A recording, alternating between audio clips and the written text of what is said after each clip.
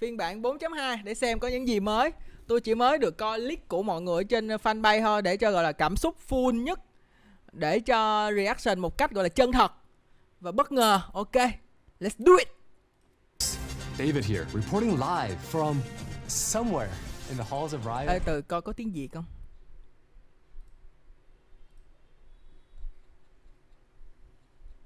Dịch tự động nhá. Dịch tự động đi. Coi nó có đần không? Of the Wild Rift team. This update will introduce 3 new champions to the Rift, and we're bringing the Thunder. Literally. We're adding a frigid new foe to the Rift and continue our work updating each role so that they all feel satisfying to play. This patch will be focused on the marksman, and there's a bunch more in store. So let's check it out together. Xạ thủ được búp nhẹ. 4.2 Playham. I'm gonna hand off to my co-reporter in the field today, Maddie, for more on the potential storm that is brewing against our champions. Maddie? Thanks, David. Hi, everyone. Maddie here from the Champions team. As David mentioned, there's a storm brewing, and tensions are high between two of the champions we're bringing to the Rift this patch. Things could get hairy at any moment here, but let's get straight into the updates. Champion. We know you've been itching for us to bring some more tanks to the Baron lane. So this patch, we're bringing over one of our most requested champions. Oren, the fire below the mountain, is a beefy tank who's ready to forge his own path. Hình như On này là thay đổi so với PC đúng không? Tôi nhớ là tạo hình của On nó có vậy đâu. Hình như đổi cái gì á, tôi nhìn hết. Nhìn nó giống thật sự là một ông thợ rèn hơn á. Mọi người thấy từ cái giáp mặt với lại cái giáp tay á, nhìn nó rất giống thợ rèn ở trên hơn ở trên PC á. Trên PC tôi thấy nó không giống. Tools at his disposal to help him ram his way into the fight. His first ability, Volcanic Rupture, creates a fissure on the rift, slowing enemies' hit and spawning a magma pillar after a brief delay. Combo this with his third ability, Searing Charge, and headbutt foes into the terrain to knock them up. They'll never know what hit them. Move mountains and start teamfights by summoning a massive elemental that will slow and brittle anyone caught in its path. Recast this ability to charge into the elemental, which redirects it to knock up opponents in a line.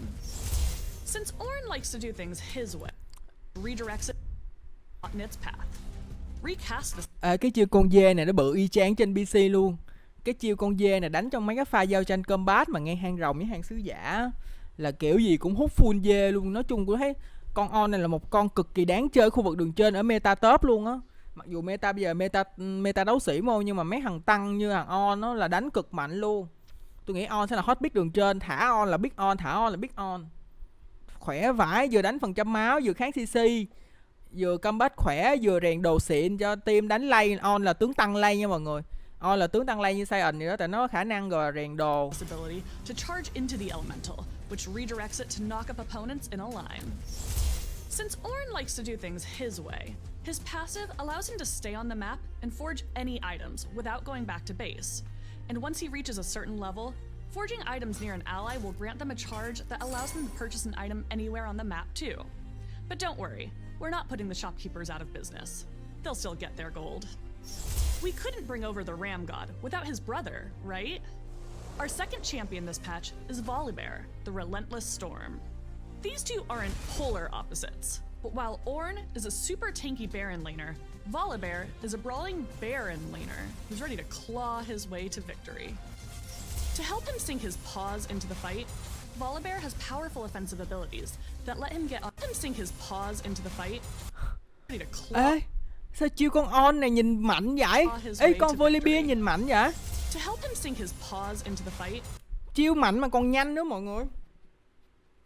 Nhìn mạnh mà còn nhanh nữa. Powerful offensive abilities that let him get on top of his foes to deal damage with ease.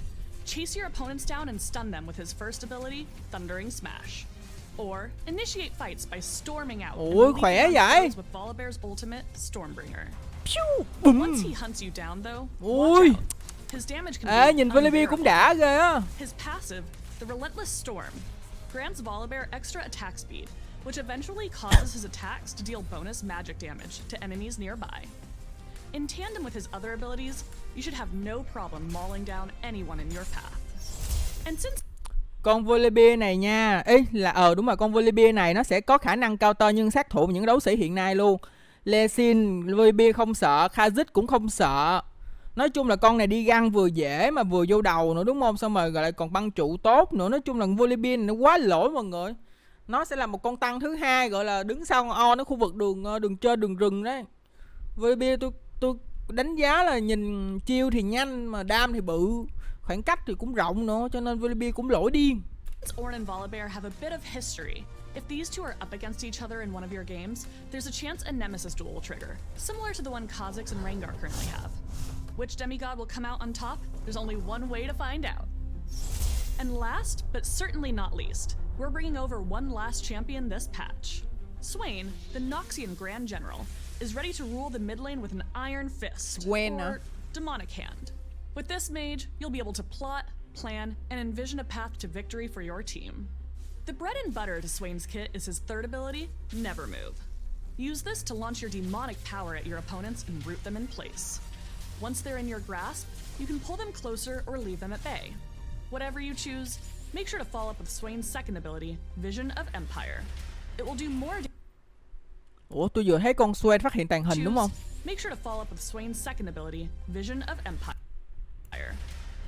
Ủa con Swain có phát hiện tàng hình không? Do whatever you choose. Make sure to follow up with Swain's second ability, Vision of Empire. It will do more. Ủa là thấy đúng không? Ví dụ Akali hay Rengar hay Kha'Zix con Swain có thấy được nhờ? Tại cái bãi cỏ này có cắm mắt rồi.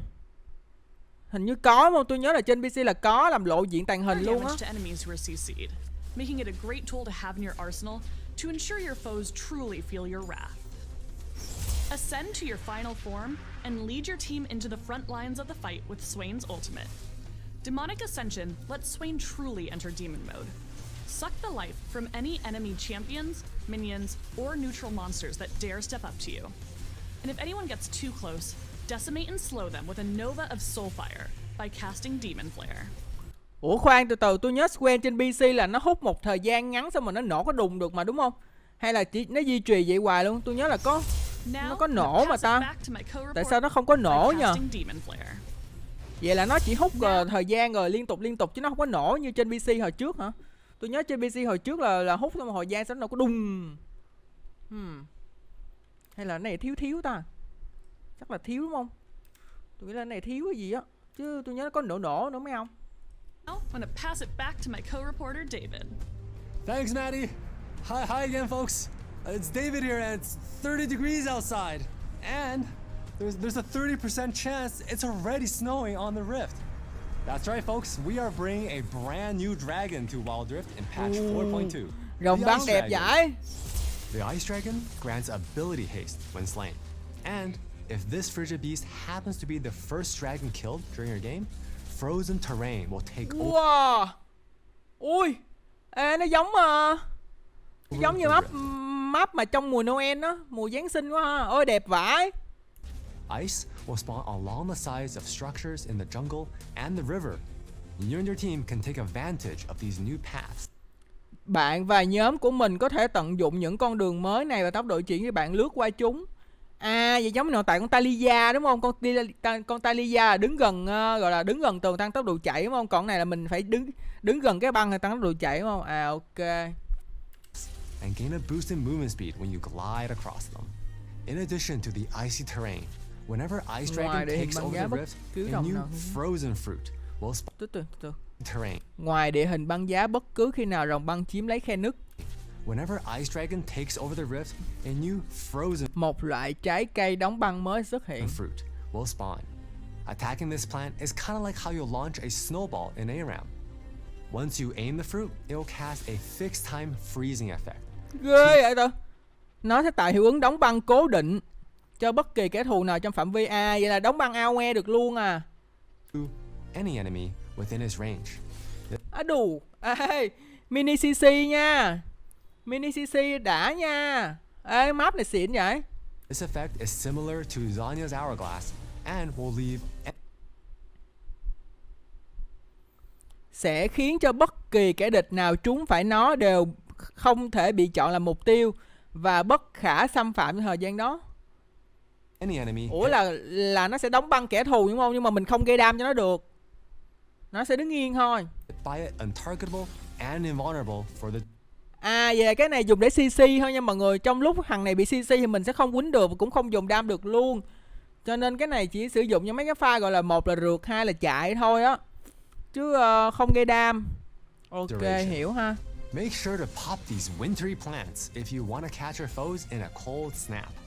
This is also our first time adding a unique dragon to the Elemental Rift system, so please let us know what you think. One of our goals is Nếu bây giờ 4 rồng là xác suất ra là 25% đúng không? Là cho dù bây giờ cho 4 rồng mà chỉ có 3 rồng được xuất hiện thôi là xác suất ra mỗi con 25 đúng không? Ok. Nói chung là thích con rồng này đó, tôi thấy con rồng băng khá là ok. Với lại việc mà map biến đổi vậy tôi nghĩ mấy bạn máy yếu là cút ha. here is to continue the work looking at roles. We want to make sure that every role feels satisfying, rewarding, and of course, fun to play. During our Playhem patch, we'll be heading down to the Dragon Lane and giving marksmen some new items, and as well as updates to some of the old favorites. Immortal Shield Bow is a new. Hồi bữa tôi nói trang bị này ra đúng chưa? Hồi bữa mọi người có hỏi là anh Ti ơi trang bị nào trên PC ra ở trên tốc chiến được. Tôi nói là cái nỏ tử thủ với lại cái gì á tôi không nhớ nữa. Tôi nói là cung phong linh ra không được tại vì cung phong linh nó là trang bị kích hoạt. Mà tốc chiến được một cái kích hoạt không? Má y như rằng không? Anh Ti đoán ghê không? New item perfect for marksmen who are looking for a little extra safety in their builds. When you take damage that will reduce your health below a certain threshold, chỗ hút máu khỏe kìa, chỗ hút máu khỏe kìa. Incoming damage. This shield could be the advantage you need in those scrappy brawls in the jungle or the intense 2v2s in the Dragon Lane. Want to collect some extra gold on your kills? Cái này bữa tôi cũng nói luôn, một trang bị gọi là rất là tình huống cho AD luôn, khi mà vừa cho crit với vừa cho gọi sát lực nữa, sao vừa cho kích khả năng gọi dứt điểm mục tiêu nữa, trụ quá đã. So, Collector is the pick for you. If you deal damage to an enemy that leaves them below a certain threshold, you'll execute them and gain some additional từ từ thấy cái ngưỡng kết damage liễu to bự an enemy vậy. that leaves them below a certain threshold. Cái cục máu là cục máu 400, 2 cục mà nó kết liễu luôn à. 2 cục máu mà 400 bắn cái kết liễu luôn à. Wow. Vậy là kết liễu tầm 5 hay 10% mà sao bự dữ vậy? Execute them and gain some additional gold. In addition to these new items, we're also going to be updating Phantom Dancer, Mana Mune, and Essence Reaver. Phantom Dancer chỉnh sửa, Mana Mune cũng chỉnh sửa, và lưỡi hái linh hồn cũng chỉnh sửa. Tại vì tôi nghĩ là Phantom Dancer sẽ được chỉnh sửa bởi vì nó có cái nội tại của cái huyết kiếm mới rồi, cái nỏ tử thủ. Mana Mune thì chỉnh sửa cái gì ta? Essence Reaver, lưỡi hái linh hồn cũng chỉnh sửa luôn à. Có nào chỉnh sửa như trên PC không nhờ? Mình có nên ngó nhẹ bên PC chỉnh sửa những gì không? Thầy nhớ trên PC không, mọi người nghĩ sao? Tại vì nếu mà chỉnh sửa thì sẽ chỉnh sửa như trên PC thôi chứ không có chỉnh sửa khác được đâu. Cái này chắc là sẽ chút tôi sẽ qua PC coi nhẹ coi nó khác chỗ nào nha mọi người. Tôi muốn coi trên PC như thế nào á để cho mình có thêm thông tin đó.